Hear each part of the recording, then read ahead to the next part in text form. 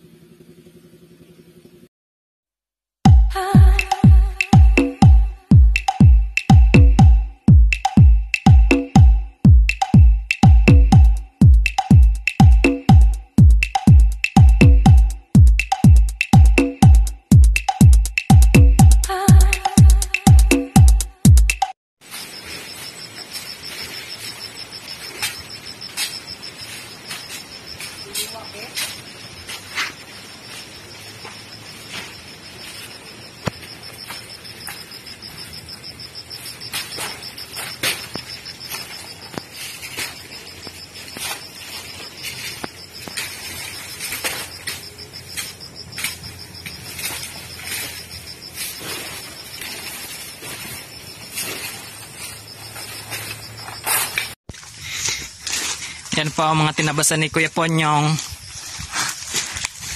Mabilis po siyang tumabas. Pati lansunis na tatabas. Ayan na po, malinis. Yan, siya rin po umakyat niyan, mataas. Basta po matataas. Kanya yan. Kanya po yan. Ayan po ang silihan ng Tita Bingbing. Okay, magaganda. Ops, may manggustin pa. Maulan po dito, medyo madulas.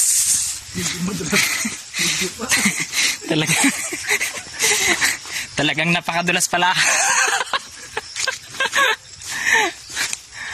Okay, dito po ang daan natin sa medyo maputik na. Dahil nayak-yak na rin. Yan na po yung mga tinabasan. Mabilis po kasi tumabas ang Kuya Ponyong. Dahil sa napakatalas niyang talim. Puno? Okay. Bago po tayo makaawan sa bundok, medyo hingal na rin. Alas 12 ng balik. Oh. Ano oras na kanina? Alas 11 nung punta ko dito. Yan po yung daan. Medyo maputik talaga. Yan po ang iniisip ng ating mga kasama. Mga nilaga na po kasi tanghali na. Ayan. Napakadulas. Yan po yung mga dadaanan natin.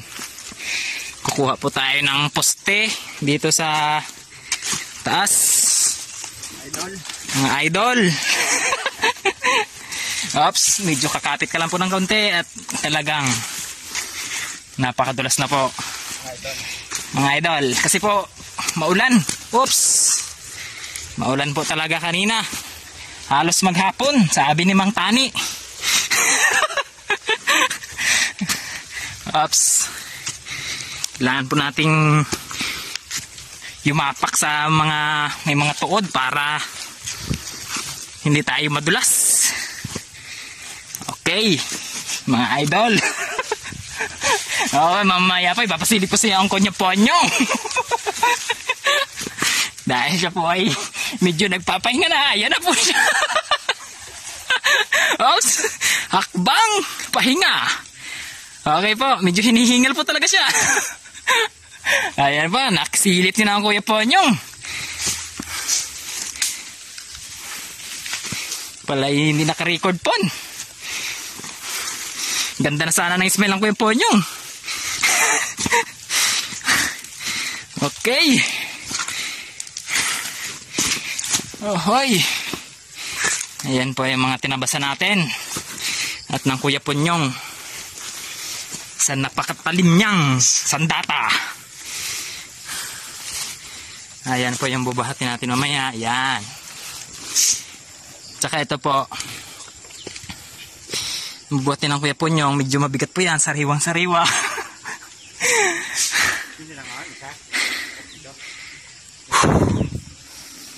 Pagod. Okay. Okay na po kasi po nababasa na po ng ulan ang cellphone natin. Ay mamaya na po natin tuloy. Okay. Naka-ready na po ang bubuhatin ng Kuya Ponyong. Mga idol. Chine-check niya po yung tali. Ops, bumuhat na po yung isa. Bumutay-utay na.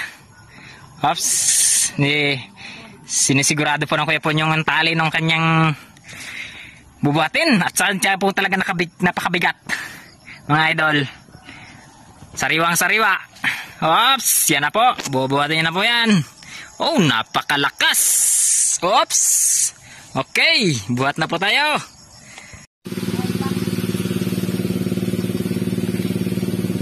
Yan, yung mga uod na nakukuha sa kiskis ng puno. Grabe.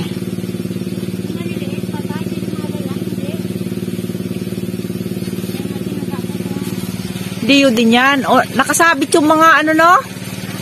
Nakasabitin yung mga maliliit.